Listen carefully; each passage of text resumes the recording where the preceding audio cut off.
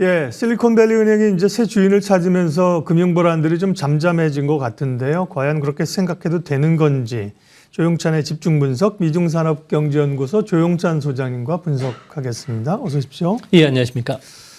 크레딧 스위스가 약한 고리였는데 UBS가 인수를 했고요. 그 다음에 사실은 이게 뭐 도이치뱅크까지 막 번지면서 유럽 쪽에 불안감이 있었어요. 물론 이제 이후에 실리콘밸리 은행이 주인을 찾으면서 좀 진정은 됐는데 금융 불안이 진정된 겁니까? 아니면 수면 밑에 여전히 있는 겁니까?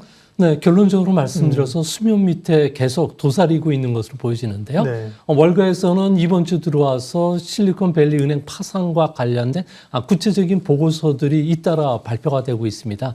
아무래도 이전에 있었던 중소은행을 중심으로 해서 자금 유출 같은 경우에는 버블이 붕괴된 직후에 나타났던 이벤트성 자금 유출이지만 이번 주까지 계속 이어지고 있는 중소은행들의 자금 유출 같은 경우에는 달러 기축 통화 체제에 대한 근본적인 회의감 또 신용 불안 문제가 이야기가 됐기 때문에 이전과는 분명히 다르다는 점입니다.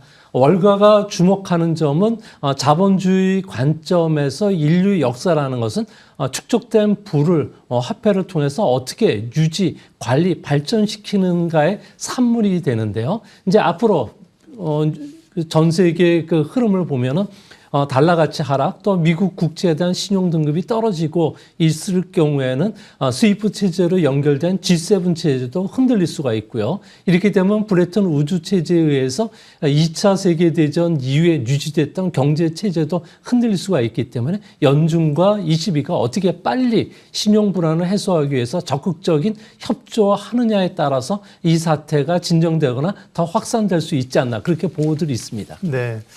그러면 연준의 통화 정책은 어떻게 할까요? 지난 FOMC에서는 결국 25bp를 올렸고요.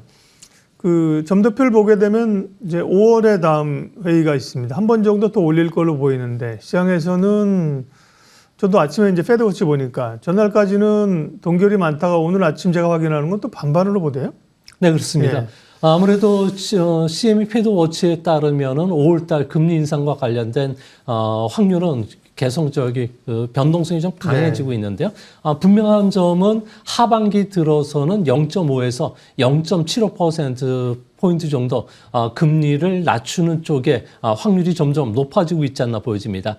하반기에는 금리 정책이 180도 전환될 것으로 보는 근거는 작년 하반기에 물가가 9% 이상 높았던 데 따른 그 기저효과가 지금 분명히 좀 나타나는 상황이고요. 또한 미국의 경기 후퇴와 관련된 확률이 점점 높아지고 있습니다. 예를 들어서 뉴욕 연준 같은 경우에는 10년물 국제 수익률과 3개월 물짜리 재무부 증권의 수익률 차를 가지고 1년 뒤에 경기 후퇴 확률을 구하는데요. 2월 시점에서는 54.5까지 지금 높아진 상황이고요. 또 컨퍼런스 보드가 2월 경기 선행 지수를 보면 8개월 연속 떨어졌다는 겁니다. 여기에 OECD 같은 경우에는 올해 미국의 성장률 전망을 1.5%로 낮췄고요. 내년에는 0.9%까지 낮춘다는 점에서 하반기 연준이 금리를 낮출 것은 분명히 보입니다. 이 때문에 우리나라 같은 경우에는 수출 경기가 이제 하반기에는 좀 되살아날 가능성이 있고요. 이로 인해서 주가도 반등할 가능성이 있기 때문에 경기 후퇴 확률을 주가 하락으로 연결시켜서는 안 될 것으로 보여집니다.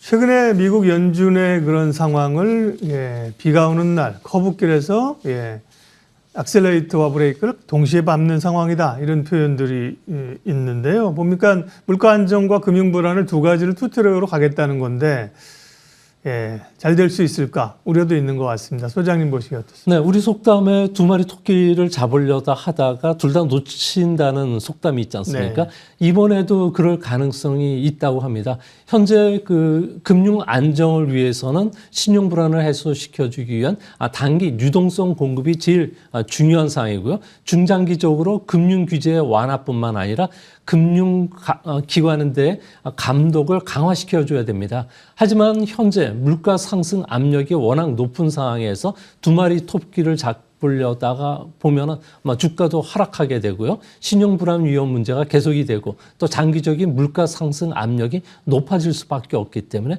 연준과 ECB 같은 경우는 먼저 물가를 잡고 이후에는 금융 불안감 해소 쪽에 나타날 가능성이 높다고 합니다. 이 때문에 하반기에 물가가 잡히는 시점에서는 금융과 관련된 불확실성을 해소시켜주기 위해서 계속적인 금리 인하에 나설 가능성이 높지 않나 이렇게 보여집니다. 이번에 이제 미국의 실리콘밸리 은행 사태가 미국 내에서 중소은행들, 그다음에 유럽으로 전이가 되고 있는데요. 중국은 사실 금융 쪽에서는 그와에서 좀 자유로운 걸로 보이는데 중국도 이번 사태로 인해서 금융 위기 가능성이 있다. 이런 경고의 목소리가 있다는데 왜 그럴까요? 이유가 궁금한데요. 네, 아무래도 카오스 이론에 따르면 나비 효과가 지금 발생을 하고 있는데요. 네. 중국 같은 경우는 이제 상품을 중심으로 해서 단기적으로 고객들에게 7에서 13% 금리로 돈을 빌리고요. 이것도 부족하니까 현재 20억 원 이상 예치한 고객에 대해서는 구찌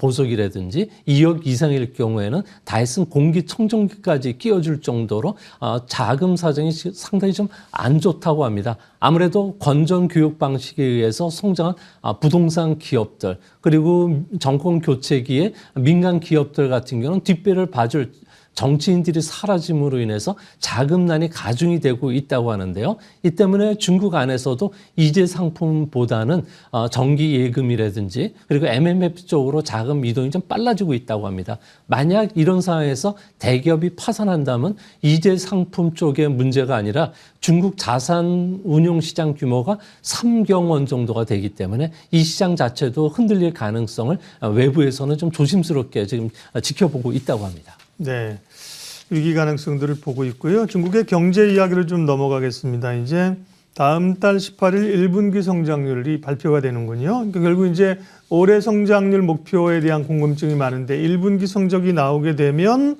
어느 정도 좀 윤곽이 잡히겠습니다. 경제 전망해 주시죠. 네, 중국에서 발표되는 여러 가지 경제 지표를 가지고 인덱스화 시키는 그 분석 기관들이 많은데요. 이에 따르면 1, 2월 달 중국의 성장률은 4.15% 정도로 작년 그 12월, 4분기였죠.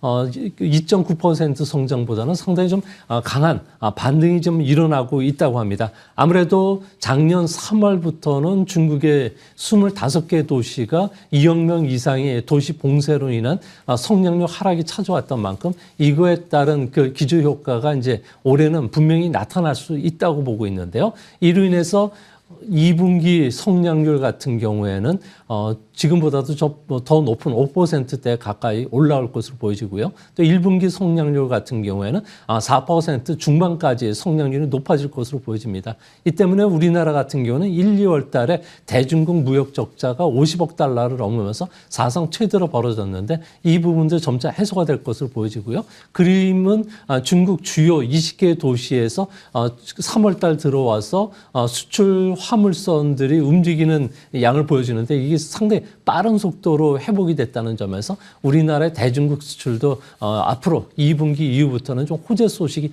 들려오지 않을까 보여집니다. 네, 중국 쪽에서 모멘텀이 좀 살아나야 되는데요. 이쪽이 좀 부진했는데 그 얘기까지 해서 오늘은 여기까지 얘기를 듣겠습니다. 조용찬의 집중 분석 미중산업경제연구소 조용찬 소장님 함께했습니다. 고맙습니다. 지수는 뭐 정체 상태입니다. 코스피는 2포인트 하락, 코스닥은 3포인트 상승으로 약간 횡보장세로 진행이 되고요. 종목별로는 뭐 대단하게 에코프로는 13%가 오르면서 또 에너지를 좀 빨아가고 있습니다. 이슈앤뷰 오늘은 여기까지 하겠습니다. 함께해 주셔서 고맙습니다.